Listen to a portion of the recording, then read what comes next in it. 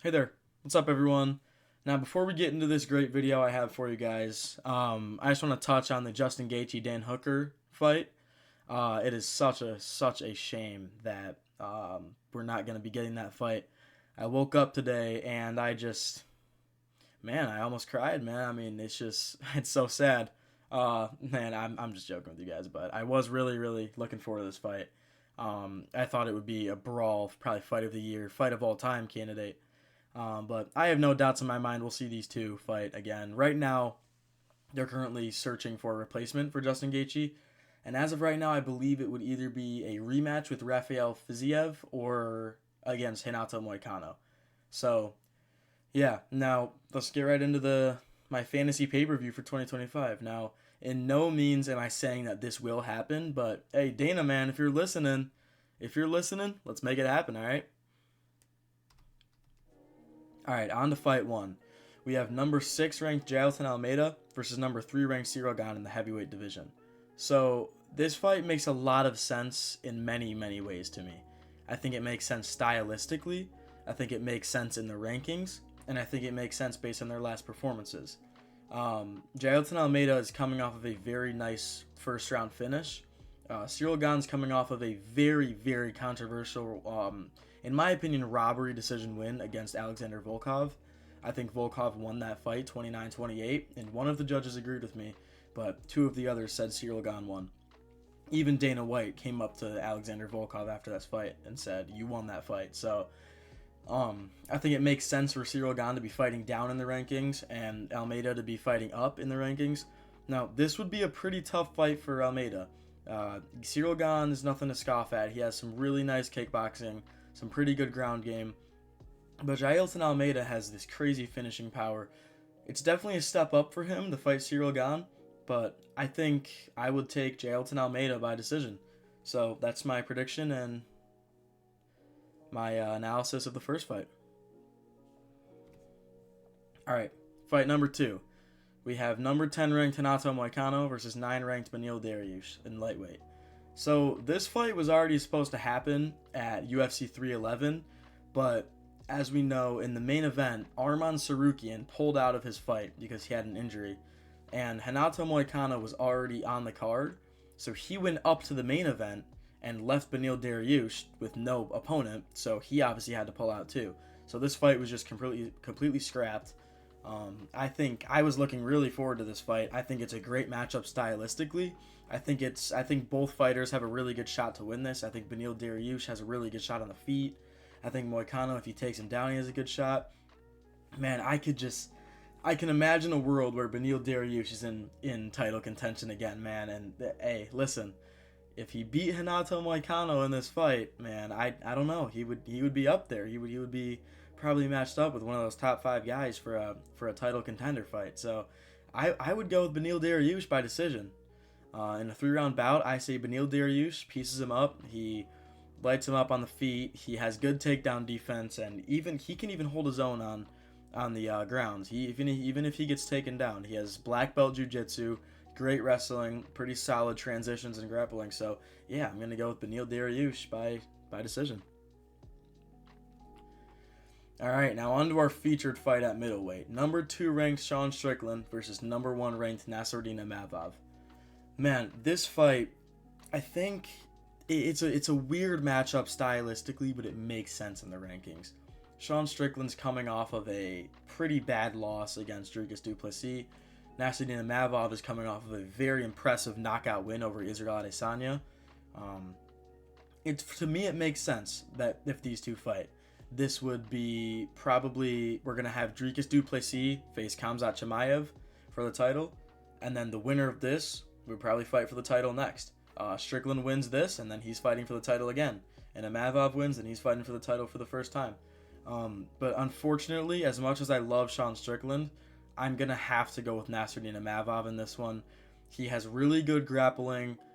His stand-up is amazing. We saw his power. He has the touch of death. I mean, he hit Izzy with that overhand and just put him to bed right away. I would have to go with Nassourdine Imavov by decision. That's my prediction for this fight. I do think it would be closer than some people think. People think that Sean Strickland just lost all of his skill because of that fight with Dricus, but Really, I don't think so. I mean, it was definitely an off fight, but I mean, you see the guy. I mean, he's a hard guy to fight. I mean, like you can't really do anything against that. I think Hamzat wins the fight against Drikas. I think Hamzat finds a way, and then I think Nastanian Mavov unfortunately wins this and goes on to fight for the belt, and that would be a fight. But I'm going off here, so all right, on to the co-main event.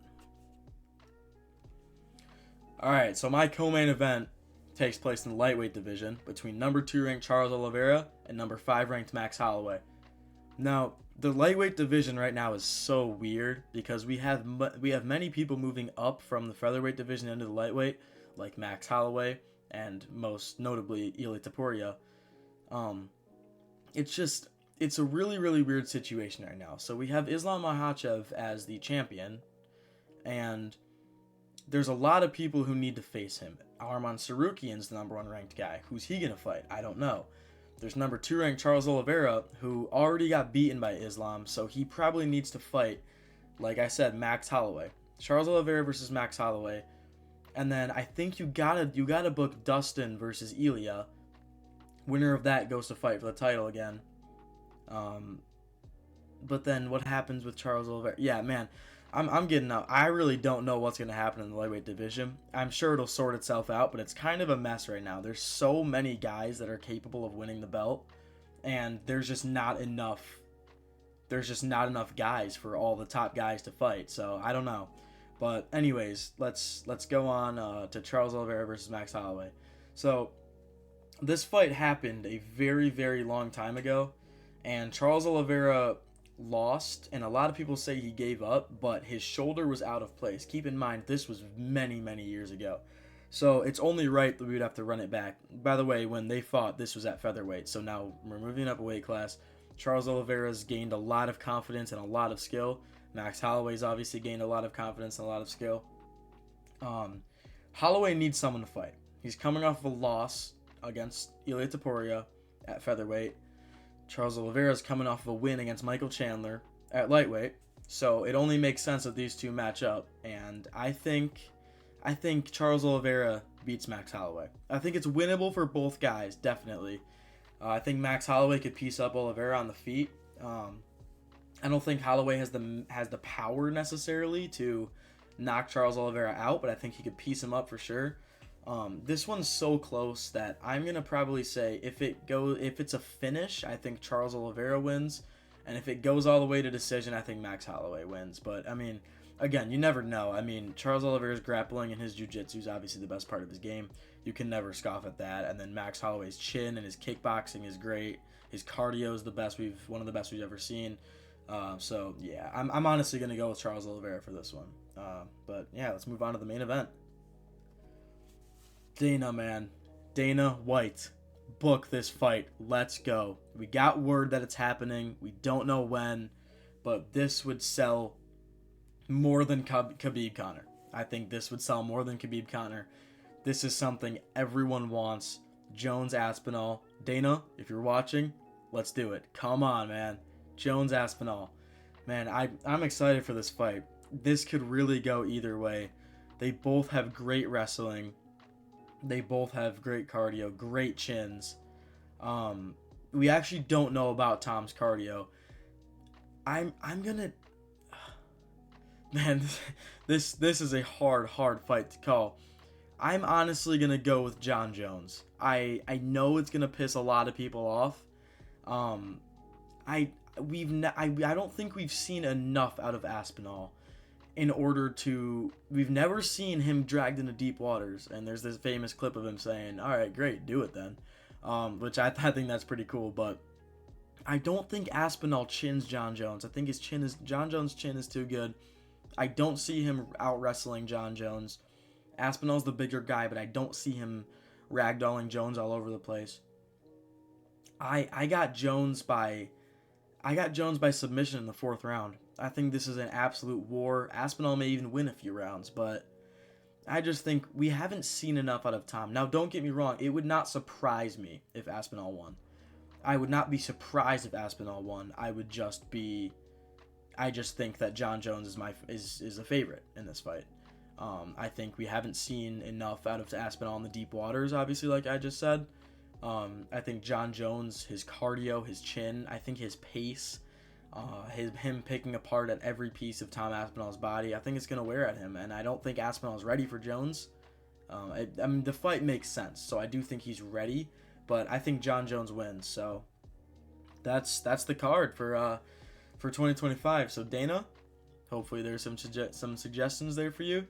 Got a little matchmaking. So yeah, those are my picks for the fights that I picked. And yeah, I hope you guys liked the video. If you did, make sure to like, subscribe, turn on notifications, do whatever you want to do.